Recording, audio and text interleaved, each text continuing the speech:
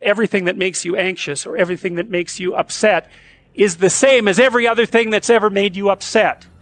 All those things that have made you upset that you've never dealt with, they're all laying down there at the bottom of your nasty little soul, waiting to pop themselves up in some random utterance, right? And so then you go in there at your peril, because if you're the person who pokes around in that, then you're going to get blasted with all of that stuff.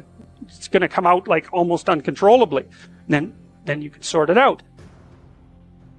What's behind the game you're playing? And the answer to that is all the world that you're ignoring. Always. You're trying to do well in a class, and you get a bad grade. Why did I get this C-? What is it? The answer is, you don't know. Do you not know what you thought you knew? Are you not who you think you are? Do you not work hard enough? Are your values not organized properly? Do you misuse your time? Are you in the wrong field? Is the way you're construing your life completely inappropriate? Are you acting out what your parents wanted you to do and you're pissed off about it, so you're only running at 40% to spite them, despite the fact that they're paying $25,000 a year for your education?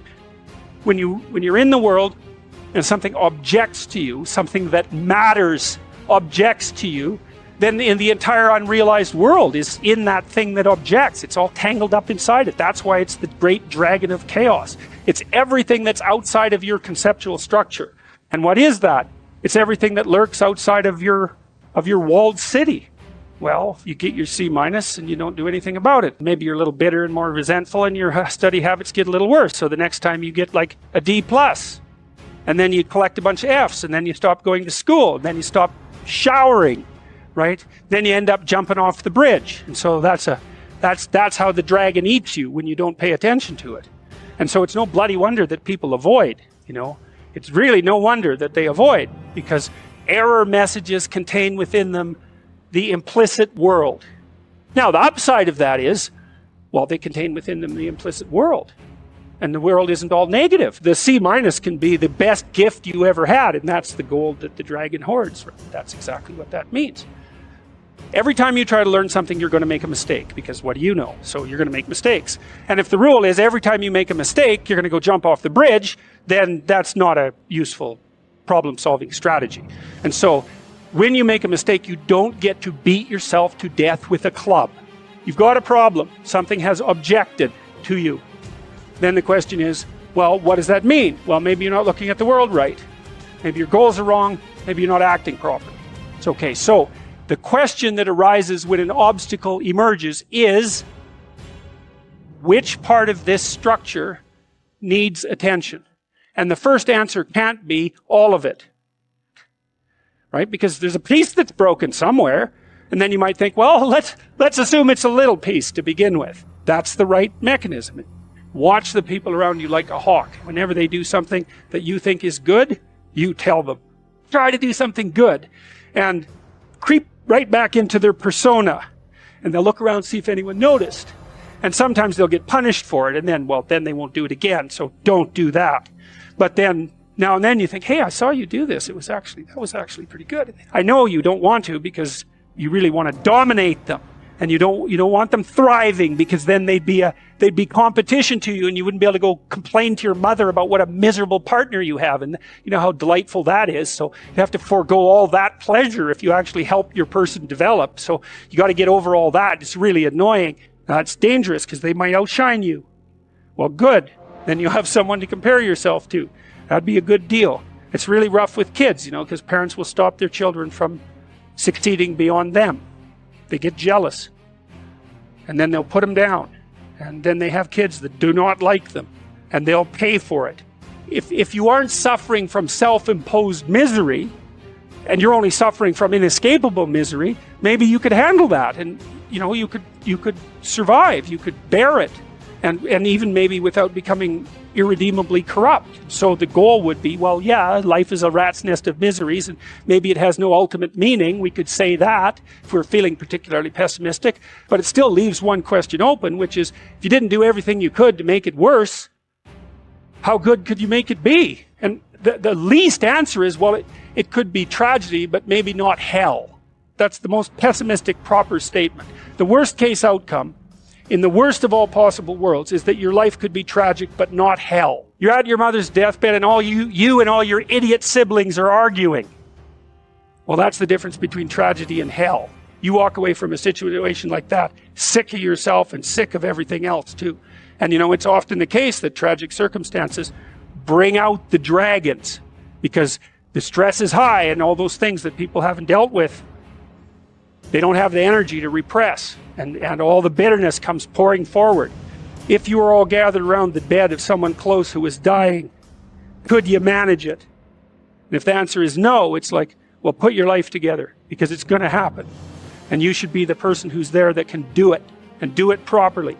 And then maybe you'd find that it isn't the sort of thing that will undermine your faith in life itself. You don't want to be the thing that clings so desperately to the raft that you can't let go when someone comes to rescue you, right? You don't want to be that. So then you think, well, exactly what are you? You're not the chaos, you're not the plan. Maybe you're the thing that confronts the obstacle. And then when you know even further that the obstacle is not only an obstacle, but opportunity itself, are you so sure that this is a problem? Is that the only way that you can look at it? Or is it an opportunity? And maybe you're in the order and maybe you're in the chaos, but those can flip on you. And maybe you shouldn't be in either of those places. Maybe you should be right in the middle. That's when you go down, you see, when you're down in chaos and you don't know what the hell's going on, you have to rediscover the values that have oriented people forever. That's what you have to discover. So for example, when I'm dealing with people who have post-traumatic stress disorder, and they've usually encountered someone malevolent, they have to relearn the description of good and evil. Because if they don't, they have no framework. They're lost. They think, well, there's malevolence afoot in the world. Because the only thing that a monster won't mess with is another monster. And you might say, well, I don't want to transform myself into a monster. It's like, you don't have a choice. You can either be a pathetic monster, or you can be a monster with some power. Those are your options. There's no non-monster alternative. Weak or strong. And I don't mean strong like dominating tyrant strength. That isn't what I mean at all. I mean strength like functioning at a funeral strength. And that's a kind of monstrosity. And when you're down in chaos, that's what you have to rediscover. You want to be safe? Forget that. That's not in the cards. You're not going to be safe. Well, then you have to be meta-safe. And that's way better, because then you're not safe, but you know how to cope with danger. Well, fine. That solves the problem. And maybe it's even a better solution, because if you're safe, then you just have to stay in your burrow. But if you can confront danger, then you can go wherever you want and you can have an adventure. And maybe that's what you need to do, is to go out and have an adventure. So you don't even want safety, because how exciting is that? Let's say we made you perfectly safe.